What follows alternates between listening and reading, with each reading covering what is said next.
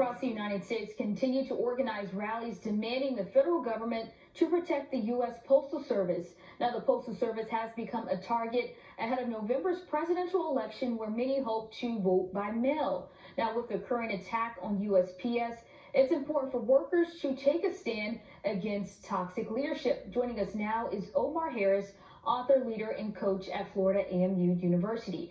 Thank you so much for joining us this morning. Thank you very much for having me. So just tell us, why is it so important for leaders to rise up and confront toxic leadership and their ego-driven policies that can be damaging to the USPS?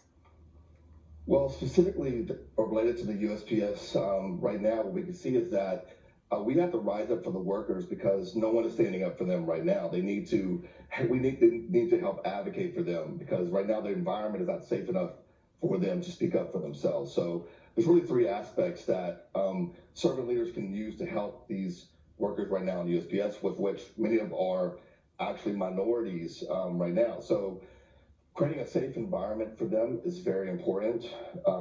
Helping them manage their hierarchy in terms of having the ability to speak up to their hierarchy, to their managers, and allowing them to actually speak up for them is very important. And also making sure they reject apathy right now is fundamental.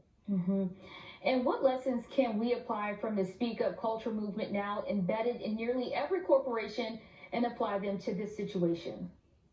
I think exactly that, really about creating safety for employees. So right now, if you're an employee of the USPS and you want to protest what's happening with these orders coming down from Detroit to try to defraud the current election, basically they should be safe enough to go and protest if they can't, without a fear of losing their employment.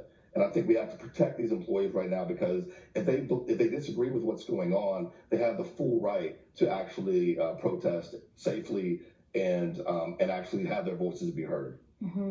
And tell us more about your book, The Servant Leaders Manifesto, and how we can apply to different situations that we are currently seeing.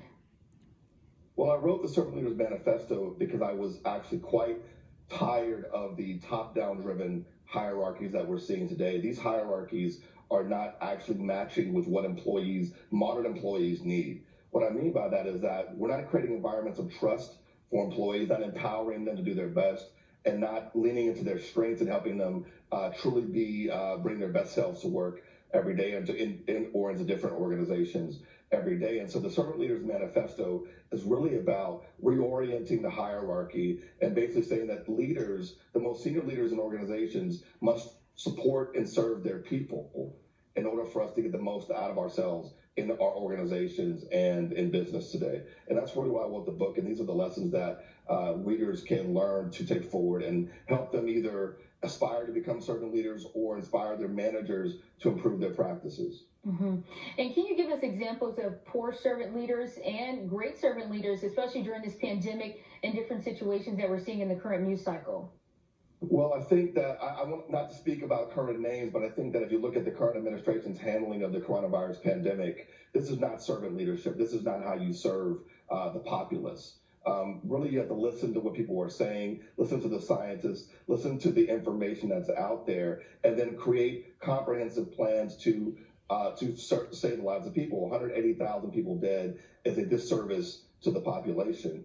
Now, if you look at other examples of what servant leadership looks like in practice, it's actually with Martin Luther King and the way that he activated and evangelized the community to fight against systemic oppression. It's what we're seeing with the community leaders in the Black Lives Matter movement right now.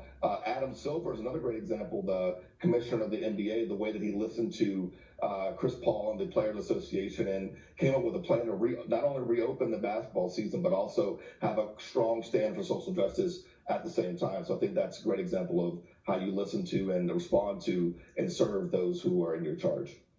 All right. Thank you so much for joining us this morning. Thank you very much as well. Take care.